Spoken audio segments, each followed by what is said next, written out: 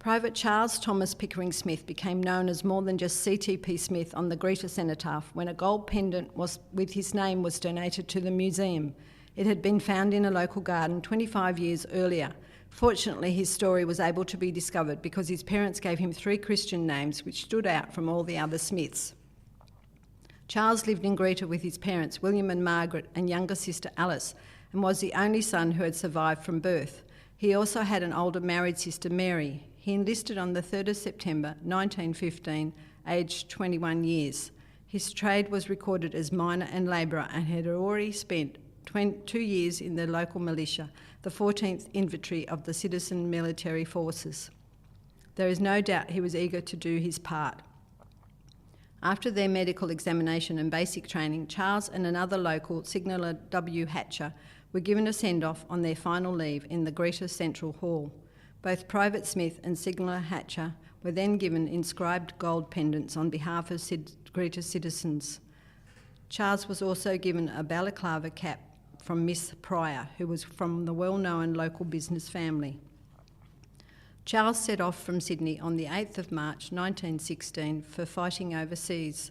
His regimental service number wasn't easy to remember, 4884, and his unit was the 54th Australian Infantry Battalion. He was a slightly built young man at only 7.5 stone or 49.5 kilos. His height was 5 foot 6.5 inches or 167.5 centimetres, and he had a dark complexion, black hair and brown eyes. Just over 4 months after leaving, Charles was killed at the front in France on the 20th of July 1916. Although his mother, Margaret Lawson, was his recorded next of kin, it was his father, William, who was reported to have received the message from the Minister of Defence to say his son had perished.